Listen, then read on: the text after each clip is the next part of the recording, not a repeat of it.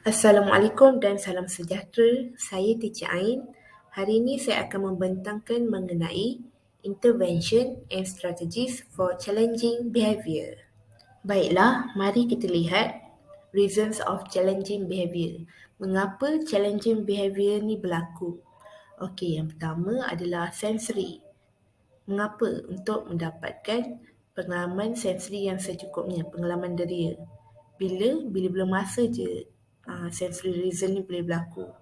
Bagaimana kita boleh bantu dia? Kita boleh berikan aktiviti yang membekalkan pengalaman sensori yang sama, yang cukup untuk budak tu. Contohnya budak tu dia suka gigit barang. Itu sebab dia rasa tak cukup input deria dekat dalam mulut dia.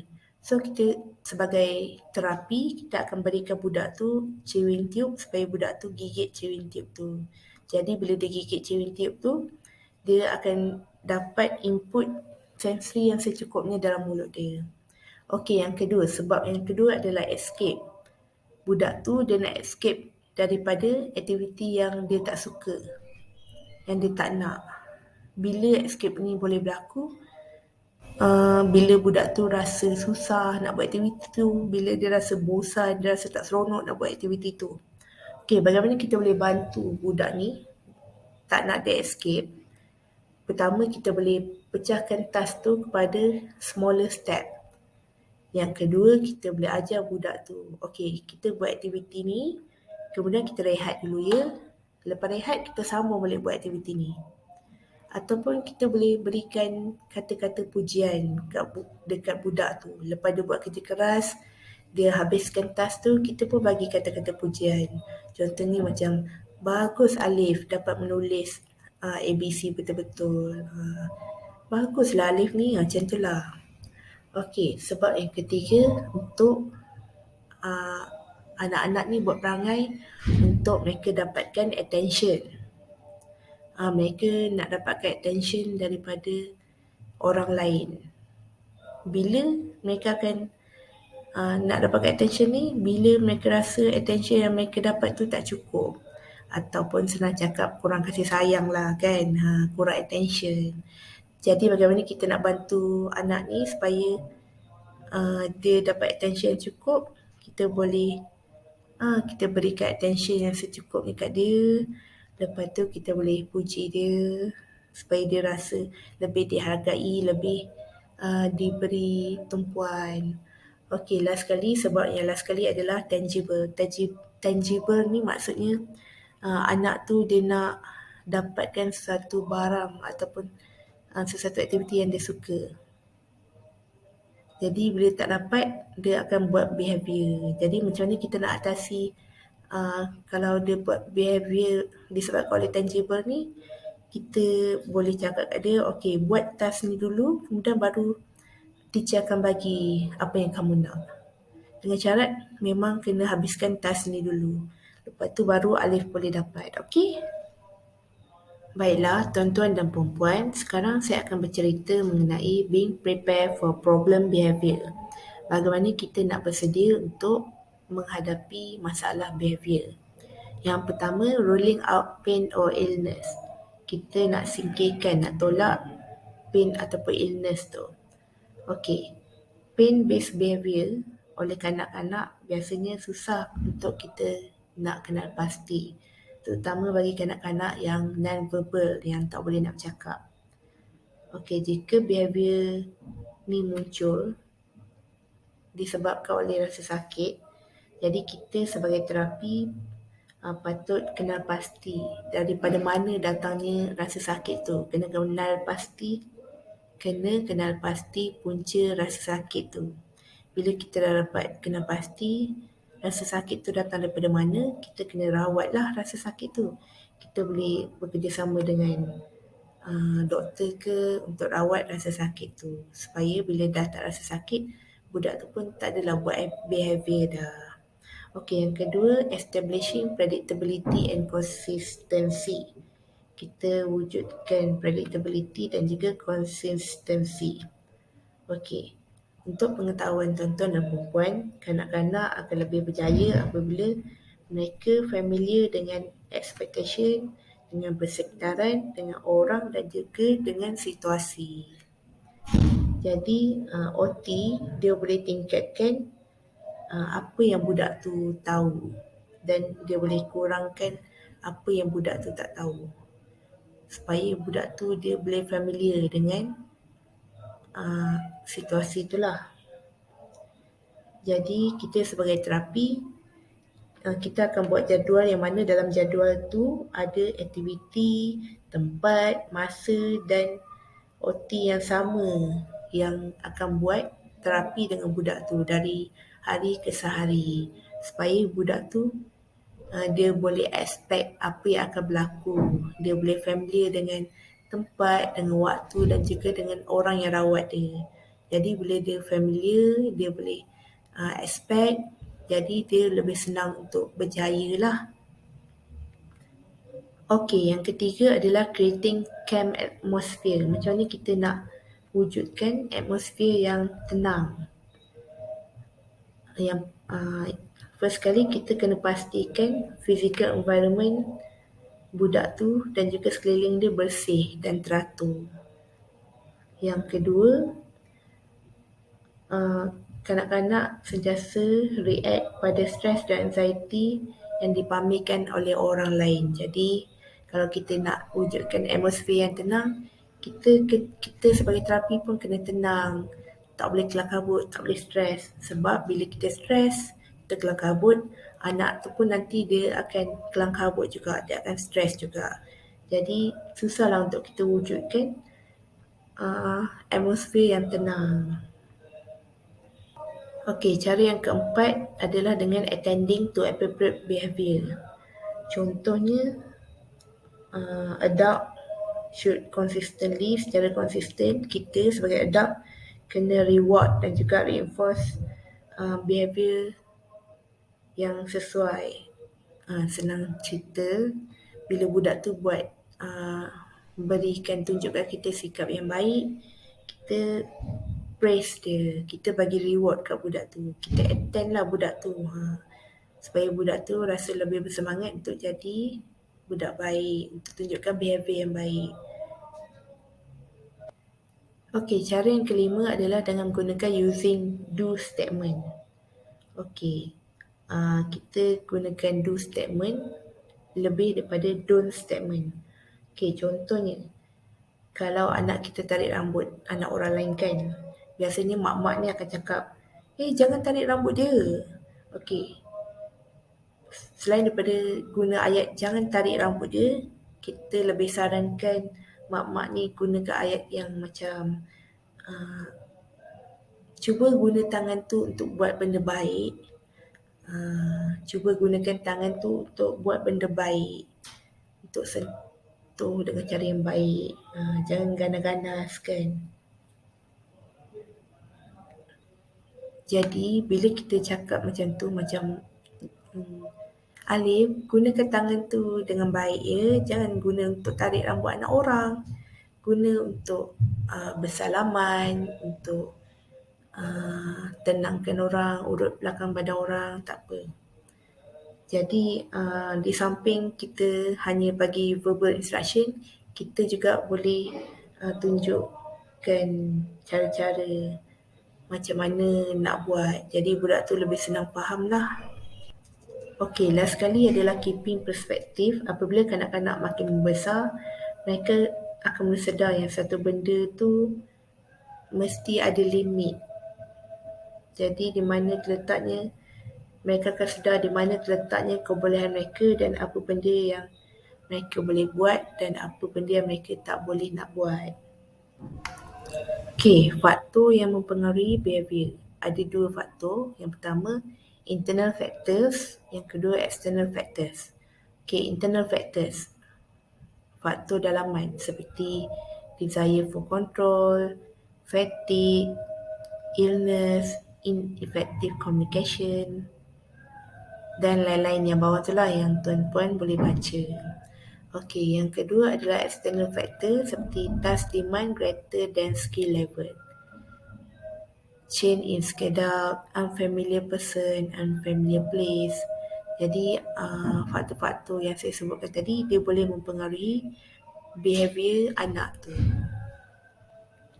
Seterusnya adalah mengenai behavior management approach. Approach apa yang kita gunakan untuk manage behavior. Okey, yang pertama adalah preventing challenging behavior approach. Yang kedua adalah support positive behavior approach.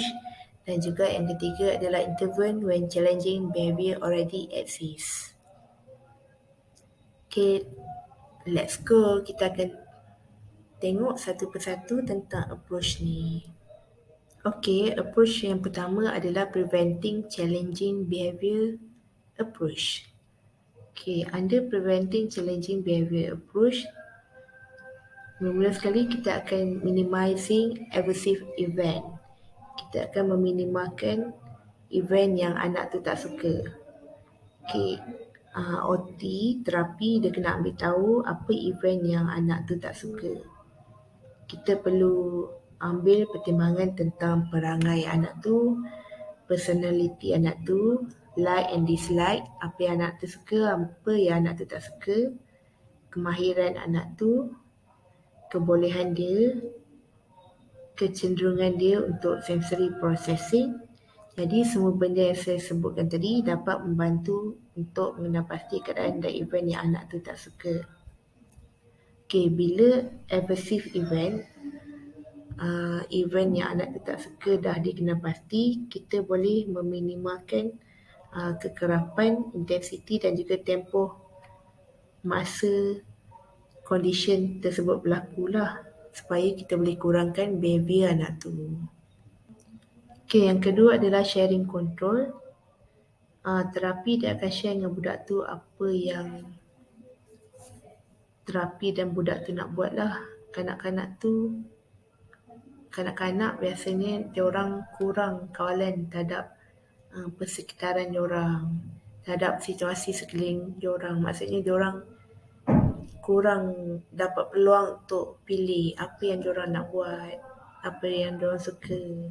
Jadi untuk kurangkan behavior, kita sebagai terapi kena beri peluang untuk anak tu pilih aktiviti apa yang dia nak, untuk anak tu kenal pasti aturan aktiviti tu, ataupun anak tu sendiri dia boleh sumbangkan idea dia terhadap event yang terapi tengah rancang untuk dia.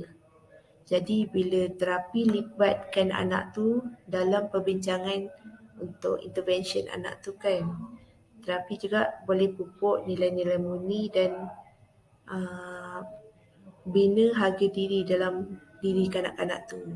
Maksudnya kanak-kanak tu dia akan rasa diri dia lebih berharga, lebih dihargai bila pendapat dia diterima oleh terapi.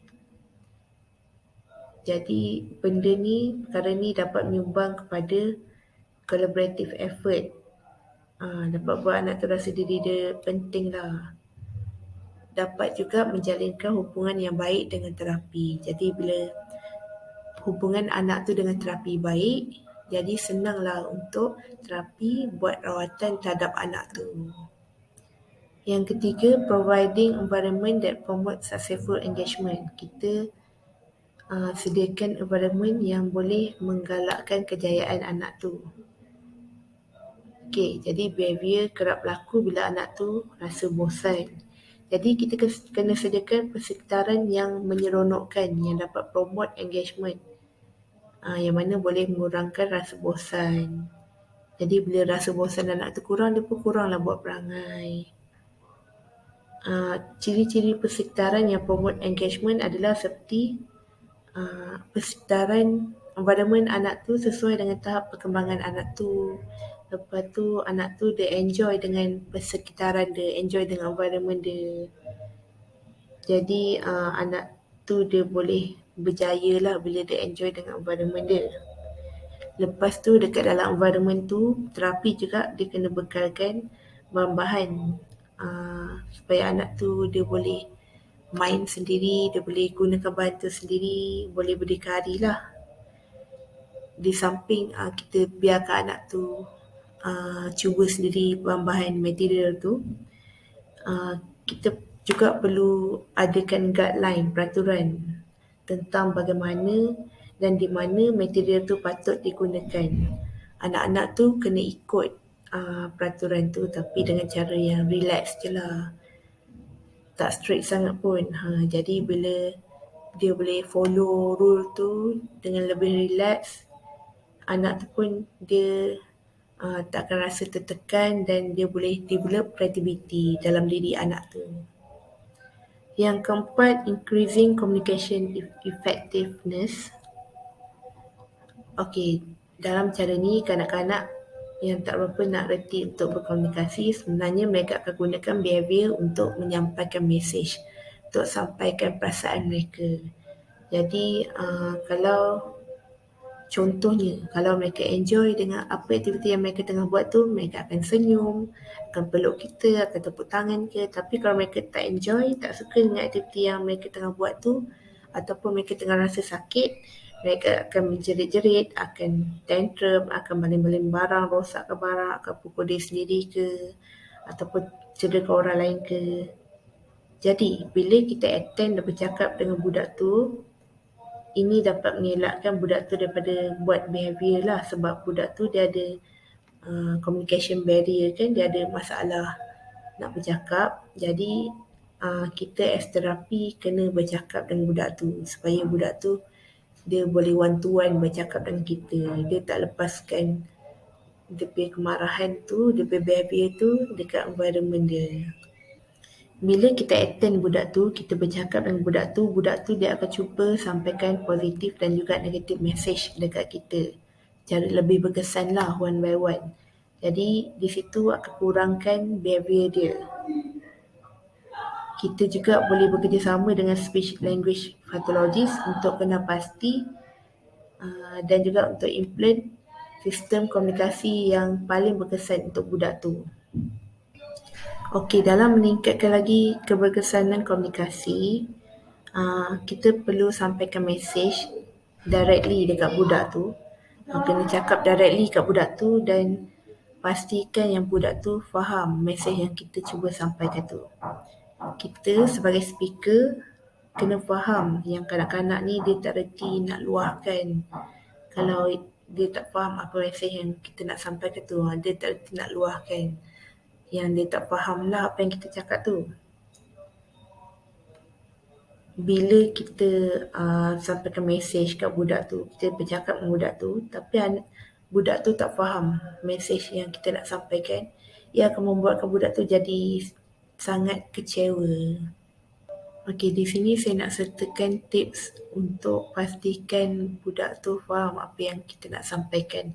Pertama, kita sebagai speaker kena gunakan bahasa yang ringkas untuk bercakap dengan budak tu. Yang kedua, kita kena beri masa kat budak tu untuk budak tu proses maklumat yang kita sampaikan kat dia. Yang ketiga, kita kena beri di samping verbal information, kita juga berikan gesture ataupun visual information supaya lebih mudah budak tu untuk faham. Okay, next is about clarifying expectation. Banyak kanak-kanak dapat bagikan tindak balas yang terbaik apabila kita terangkan rules secara clear kepada mereka. Okay, next is supporting self-regulation. Kanak-kanak yang buat behavior ni biasanya mereka ada masalah untuk manage respon terhadap environmental stimuli. Okay, contoh environmental stimuli ni adalah bunyi bising daripada persekitaran mereka. Lepas tu macam kalau ada cahaya yang kelip-kelip, yang macam-macam, macam kilat ke, mereka senang terkejut kan. Ataupun pergerakan orang yang bertali arus, maksudnya tempat sesak, ramai orang lalu lalang pun mereka boleh terganggu. Ataupun ada orang terlanggar mereka secara tidak sengaja. Semua perkara yang saya sebutkan tadi boleh menimbulkan rasa bimbang terhadap anak-anak ni. Jadi bila anak-anak ni dia rasa bimbang, rasa terkejut, dia boleh rasa terangsang secara fisiologi. Contohnya anak tu akan menunjukkan respon fight or flight. Sebenarnya respon fight or flight ni boleh dianggap juga sebagai satu behavior. Sebab bila mereka buat respon fight or flight ni, mereka akan kacau orang lain. Mereka akan tunjukkan keganasan pada orang lain ataupun cederakan diri mereka sendiri. Ataupun mereka akan cepat-cepat nak lari daripada situasi tu. Jadi kita sebagai terapi, kita kena manage stimulai yang hadir dalam persekitaran anak tu, supaya kita dapat halang respon fight or flight tadilah. Contohnya macam budak tu dia tak suka dengan ramai-ramai orang kan. Jadi nak elakkan respon fight or flight tadi, kita bawa lah anak tu pergi kat tempat yang kurang orang. Ataupun budak tu akan senang terkejut, rasa takut bila dia nampak kilat macam-macam kat langit. Kita tutup lah mata dia waktu ada kilat kapan. Kita elakkan daripada budak tu dapat tengok kilat tu, supaya dia tak rasa takut. Baiklah, last sekali adalah matching demands to abilities. Okey, ini bermaksud bila demand budak tu melebihi kebolehan budak tu. Sebagai result, budak tu akan rasa kecewa, rasa marah bila demand dia tak tercapai. Jadi kita sebagai terapi kena matchkan demand budak tu dengan kebolehan dia. Okey, contohnya kalau performance demand dia rendah sangat, tak padan dengan budak tu yang ability dia tinggi, jadi dia akan jadi cepat bosan dan tak berminat dengan aktiviti tersebut. Tapi kalau demand budak tu tinggi pula, kebolehan dia rendah, itulah dia akan rasa kecewa. Jadi kita sebagai terapi, kita kena design challenge ataupun cabaran yang betul, yang sesuai dengan kebolehan anak tu, supaya anak tu dia kurang rasa kecewa. Baiklah, tuan-tuan dan puan-puan, how to support positive behavior boleh dibagikan pada 3 strategies: general strategies, specific strategies dan juga general support strategies. Okay, let's we talk one by one about these strategies. Okay, strategis yang pertama adalah general strategies. Di bawahnya ada meeting sensory need dan juga building new skill. Okey, untuk meeting sensory need adalah kita perlu memenuhi keperluan sensory anak tersebut. Untuk pengetahuan tuan-tuan dan puan-puan, kehidupan kita dipenuhi dengan dan juga dikelilingi oleh sensory, oleh deria. Kita tak dapat nak lari daripada sensory, daripada deria. Jadi, deria ni, maklumat deria akan diterima, diterjemah dan diuruskan oleh satu jenis sistem dalam badan kita, iaitu sistem saraf pusat ataupun central nervous system. Central nervous system ni akan menghasilkan tindak balas behavior ataupun emosi terhadap input yang diterima. Jadi apabila pemprosesan maklumat deria itu tidak berkesan ataupun tidak tepat, behavior yang tak menentu, yang mana tak sesuai terhadap situasi boleh dipamerkan oleh budak tersebut. Jadi behavior ni pula ada banyak bentuk ya. Behavior yang budak tadi pamerkan ni boleh dikenal pasti sebagai sensation seeking or sensation avoiding. Okey, untuk sensation seeking ni terjadi apabila kuantiti ataupun intensity sensory dia tinggi. Jadi input terhadap nervous system dia pun tinggi juga.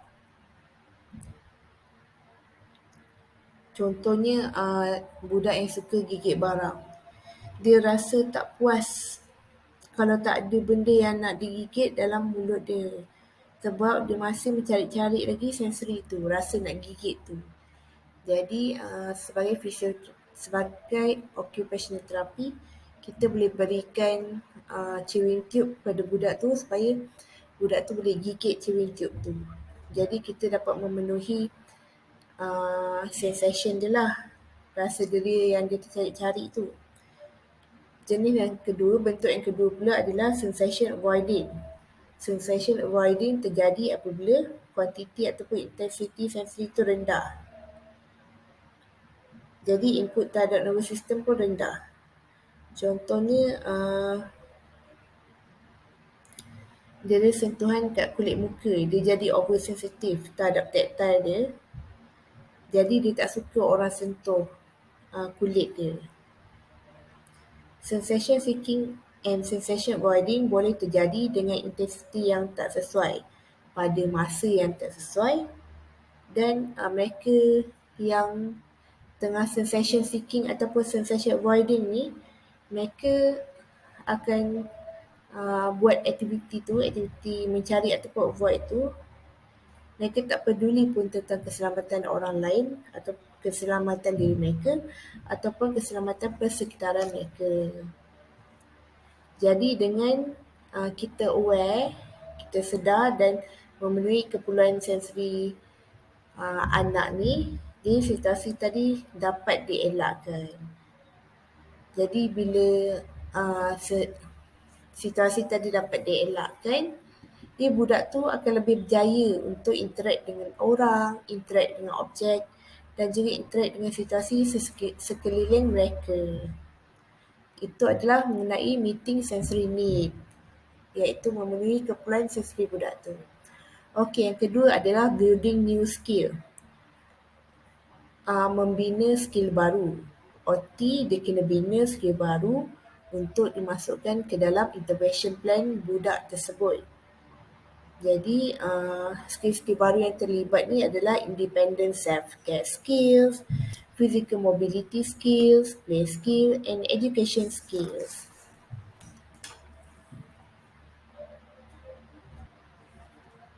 Jadi skill-skill yang saya sebutkan tadi adalah contoh skill-skill baru yang OT boleh masukkan dalam intervention plan anak tersebut.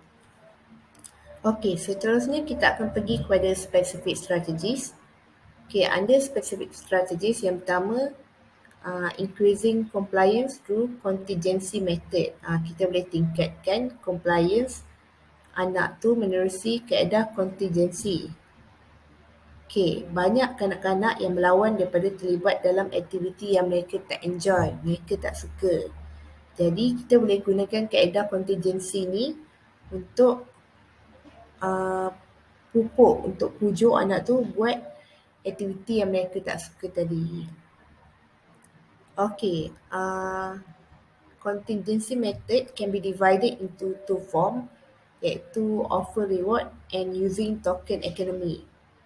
Ada dua bentuk kaedah contingency. Yang pertama, kita offer reward. Kita gunakan positive reinforcement untuk tarik anak tu buat aktiviti. Yang kedua, kita gunakan token economy. Setiap kali budak tu berjaya buat aktiviti, kita bagi dia token. Jadi kedua-dua kaedah ni boleh membantu anak tersebut terlibat dalam aktiviti yang mereka tak suka ataupun tak berminat untuk buat. Contingency approach ni sebenarnya banyak dah digunakan oleh parent ataupun teacher dalam kehidupan seharian kita tanpa kita sedar. Contohnya, kalau mak-mak kan, anak dia nak main kat luar waktu petang kan, dia akan cakap, siapkan homework dulu, lepas tu baru boleh main kat luar.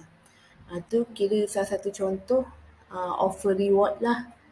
Ataupun anak dia nak makan dessert lepas makan nasi kan, jadi mak dia cakap habiskan nasi dulu, lepas tu baru boleh makan dessert.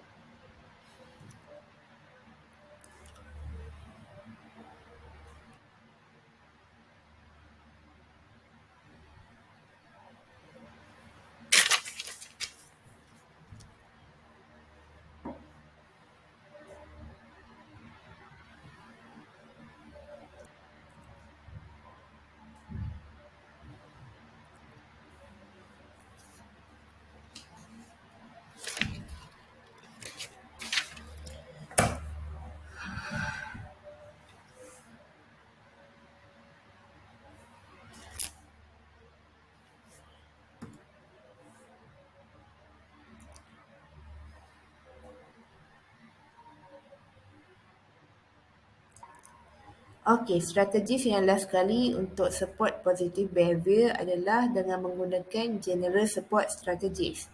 General support strategies ni provide extra time untuk kita bekalkan masa yang lebih untuk anak tu proses verbal instruction yang kita beri kat mereka, ataupun untuk anak tu organize respon yang sesuai terhadap stimulus. Itu yang pertama. Yang kedua, kita berikan kata-kata semangat dan galakan kepada budak tu supaya yakinkan budak tu yang dia boleh buat task tu. Kita juga bagi arahan yang jelas tentang bagaimana nak lengkapkan task tersebut supaya budak tu lebih mudah faham. Okay, last sekali, provide specific feedback tentang effort budak tu. Cakap kat budak tu, contohnya kita cakap kat budak tu, tak apa, lain kali boleh cuba lagi. Kan Amal dah cuba berikan yang terbaik, lain kali kita cuba lagi, okey?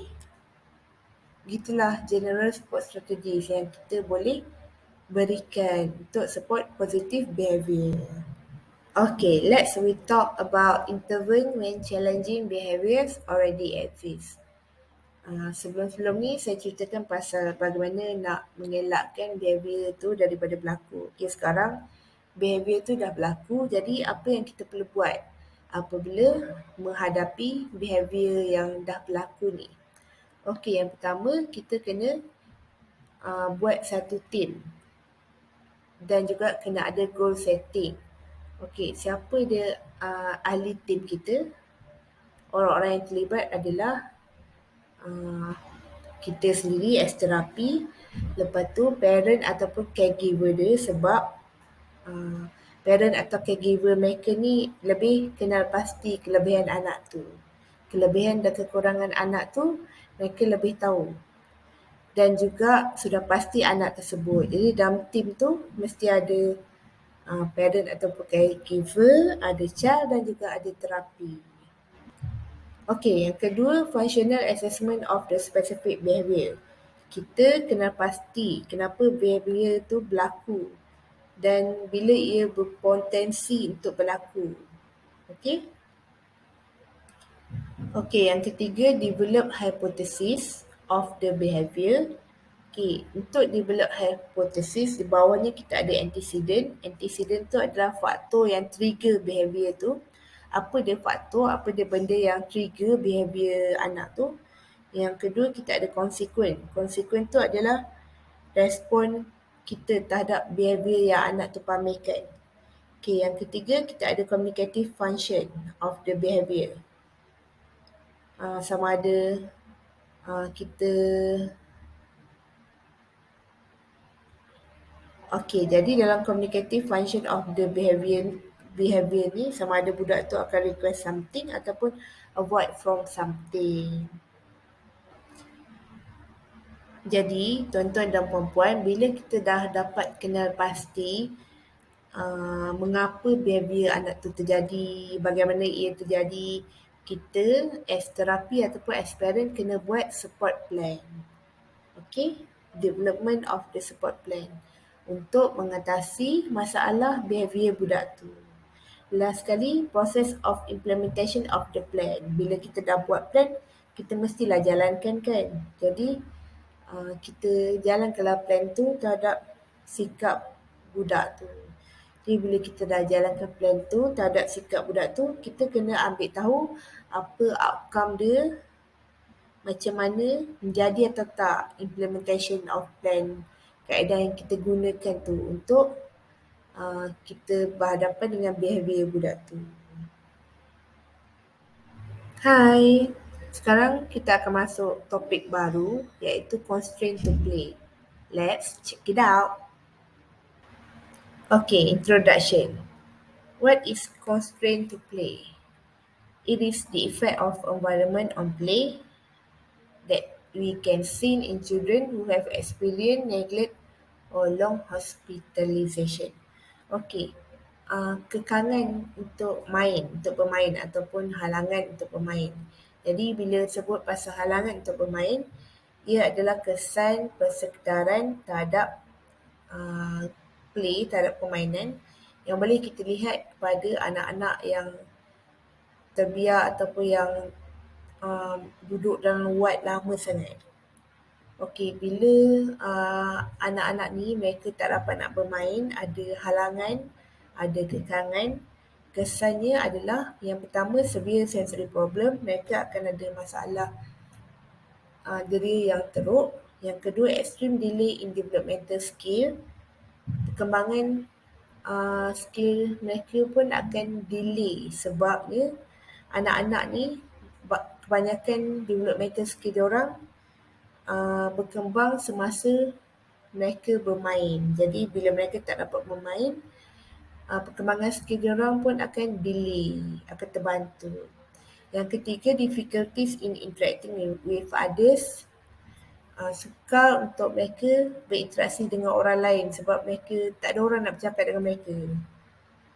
Mereka main seseorang je. Jadi mereka tak reti ataupun susah untuk bercakap, untuk interact dengan orang lain. Seterusnya, limited repertoire of activity, kurang aktiviti dalam kehidupan harian mereka. Decrease social play, kurang bermain secara sosial, maksudnya mereka akan banyak main seseorang je. Dan increase or decrease fantasy play, jadi bila mereka main seseorang, tak ada kawan, mereka akan lebih banyak berfantasi, banyak fantasi play lah. Okay. Effect on play behaviour pula, regression to earlier stage of development. Jadi terdapat penolakan terhadap perkembangan stage awal anak tu. Decrease endurance and movement, berkurangnya pergerakan dan juga endurance anak tu.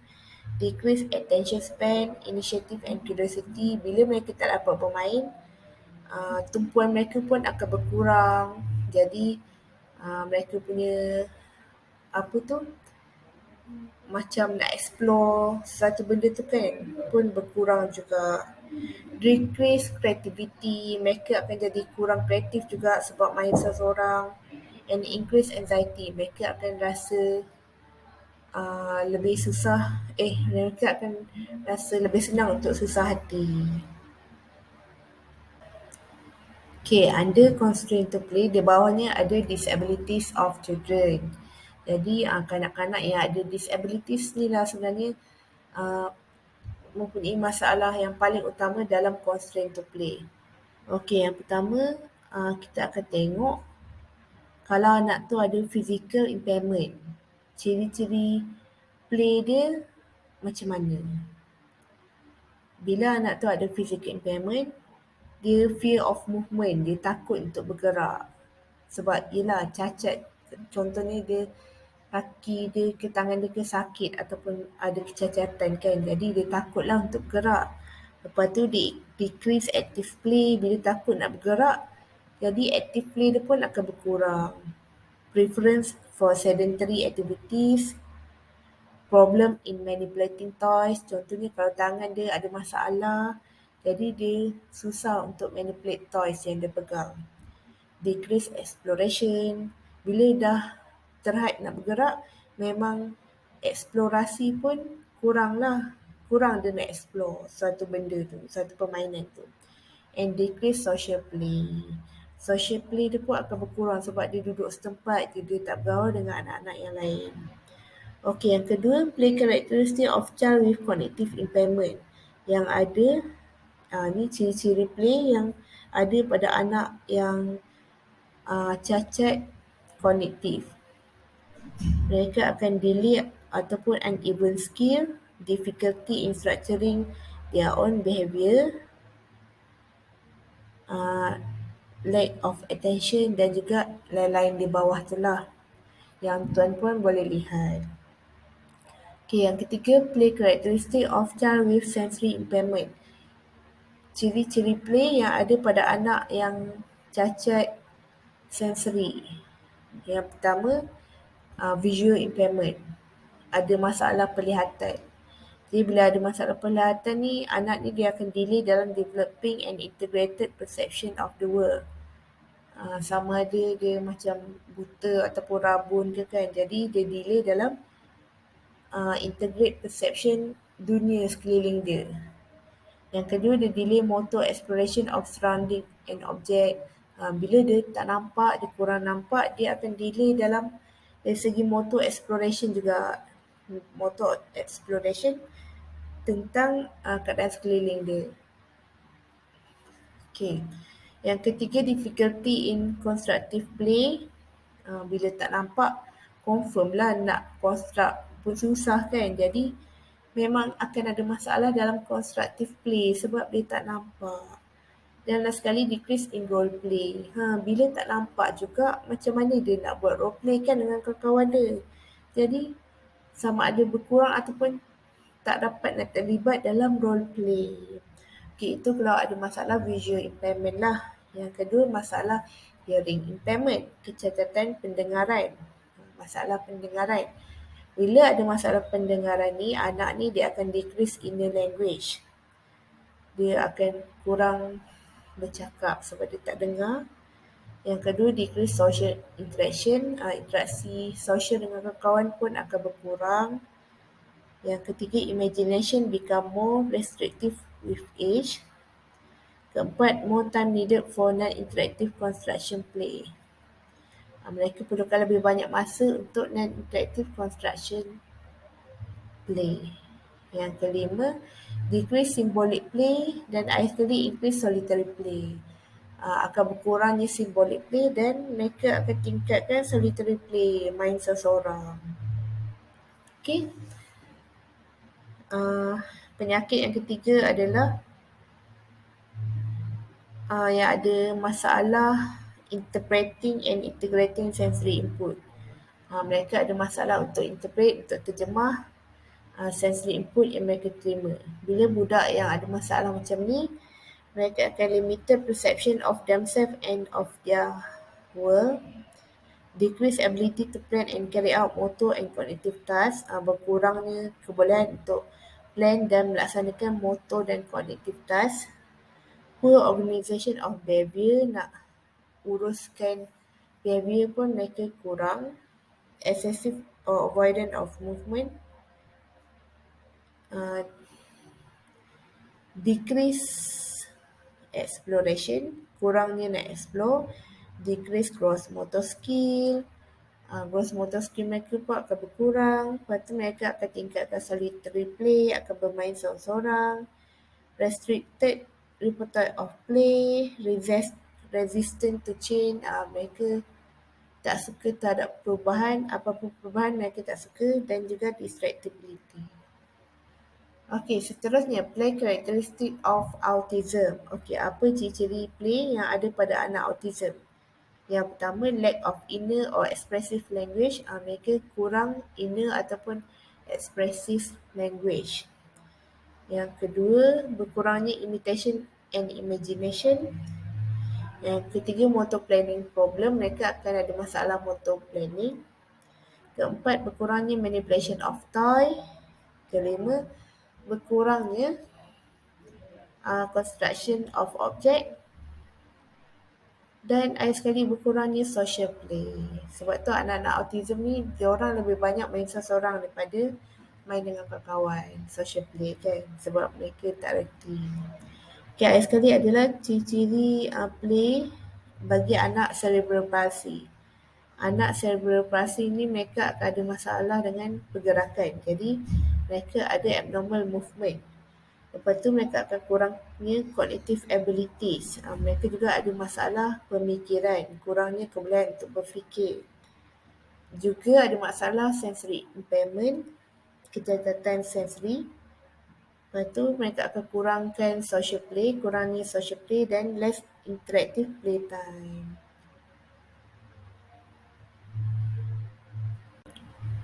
Okay, play in intervention or therapeutic play. Okay, untuk play in intervention, kita boleh bagikan bawah dia ada rules of play in intervention. Okay, rules of play in intervention. Okay, boleh peranan therapeutic play ni boleh dibagikan kepada tiga. Pertama, play as modality. Kedua, play as intervention goal. Dan ketiga, facilitating playfulness. Okay, play in intervention ataupun therapeutic play ni mestilah ada goals dia. Goals dia dibuat oleh terapis dan juga parent. Jadi play intervention ni lebih dilihat kepada work class, pada kerja.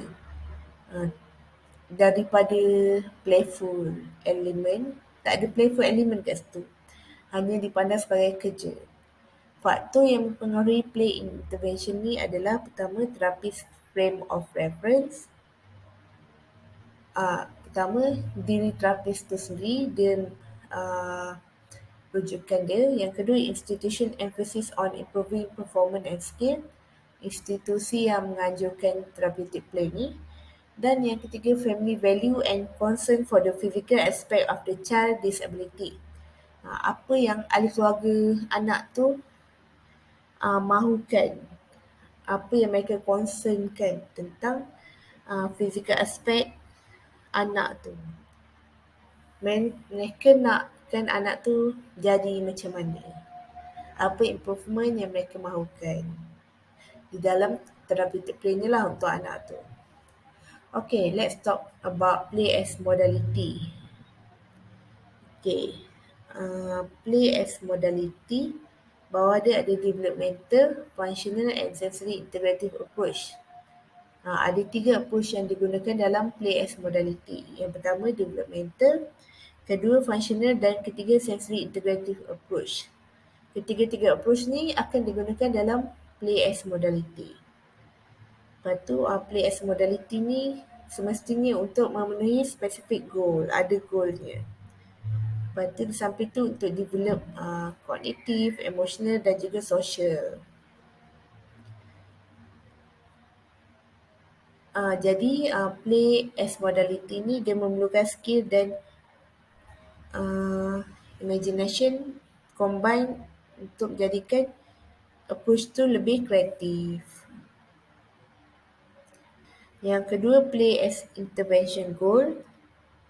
Jadi play as intervention goal ni sama jugalah, play is viewed as an occupation.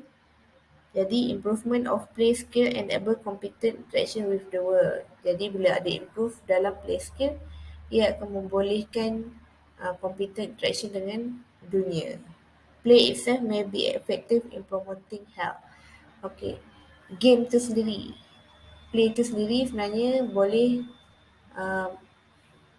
memberikan kesan, menggalakkan kesihatan, memberikan kesan bagus dan menggalak kesihatan bagi anak tu.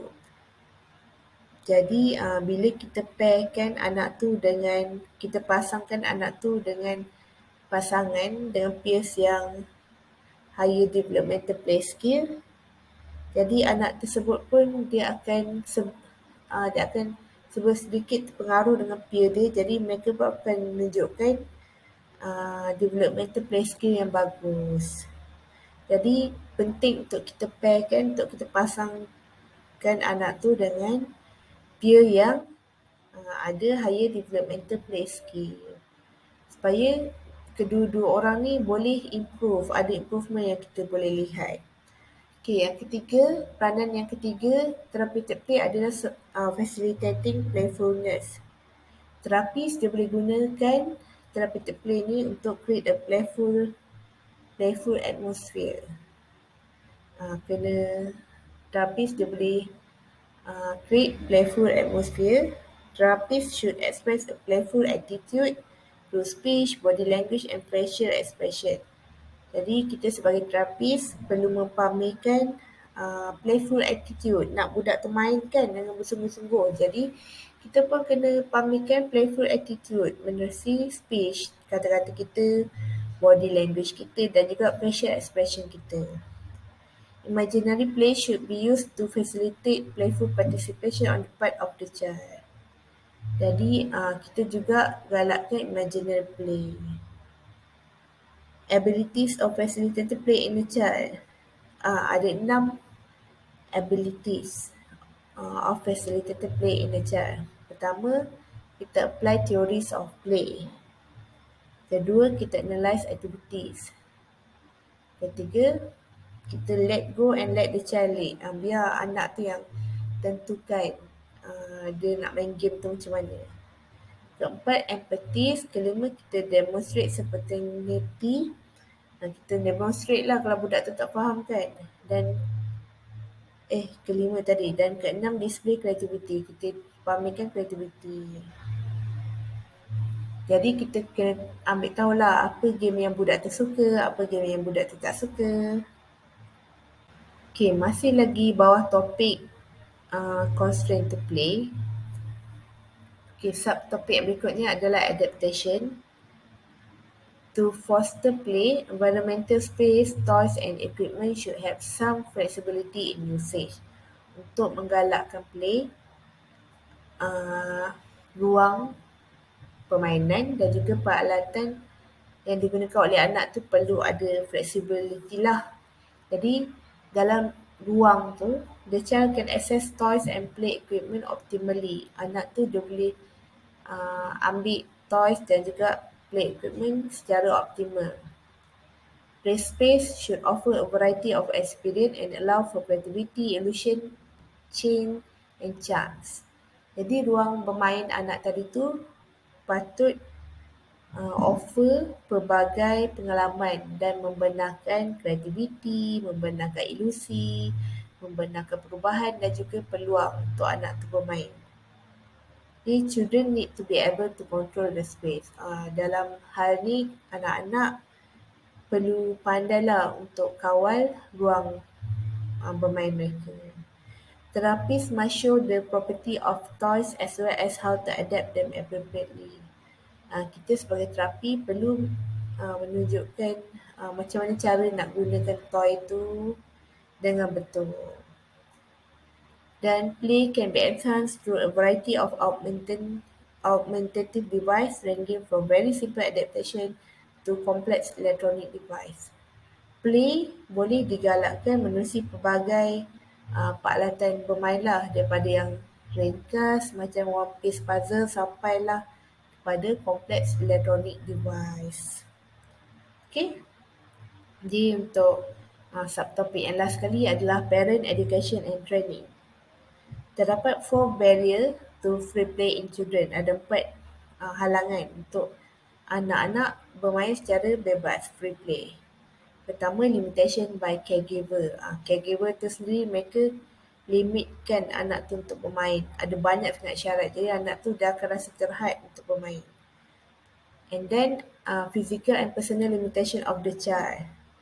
Mula-mula limitation daripada caregiver. Yang kedua, limitation secara fizikal ataupun secara personal daripada anak tu sendiri, daripada diri anak tu sendiri.